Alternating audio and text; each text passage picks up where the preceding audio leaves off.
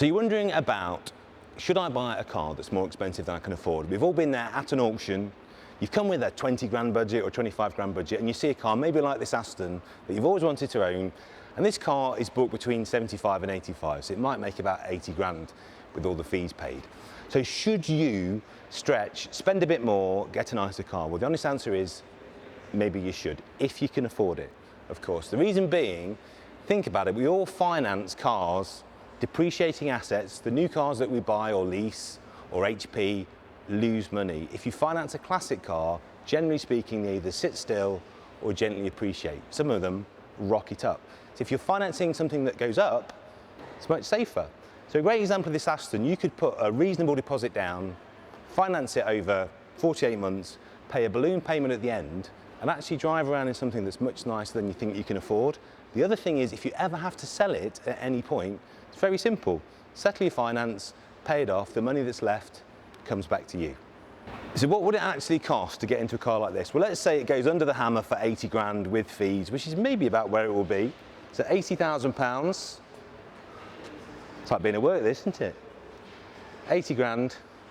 So if you could find 20%, so that's £16,000, your monthly figure would be, on a car like this, £1,060 per month, and with the balloon payment after 48 months, like a final payment that you make, of 32, I can't spell, 32 grand. So you might have that budget today. If you can find a monthly payment of £1,000 a month, you could smoke around in an Aston Martin.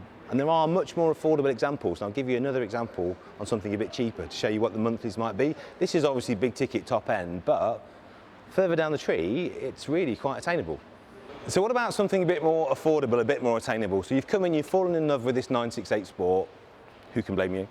It's probably going to go under the hammer for thereabouts, say 20 grand. So if you can get your 20% deposit there, it's going to be £4,000. So car's going to be, for the sake of argument, 20 grand. Who knows where it will run up to? That's the beauty of auctions. You're going to need £4,000 deposit, which is maybe a bit more realistic. And then your monthly will be, this is the fun part, £265 a month to be smoking around in a 968 Sport, which is only going to go one way. It's going to go up quite dramatically, I'd imagine. And then at the end of it, 48 months later, you owe a balloon payment, final payment, of £8,000. So you might not have 20 grand in your pocket to get this car, which would be a pretty solid investment. But if you can find 4 and 265, which, let's face it, is a standard car payment pretty much these days, you can run around in this. So if you're thinking, should I stretch a little to get something I really want and that's a better investment, my answer is think about it, because you probably should.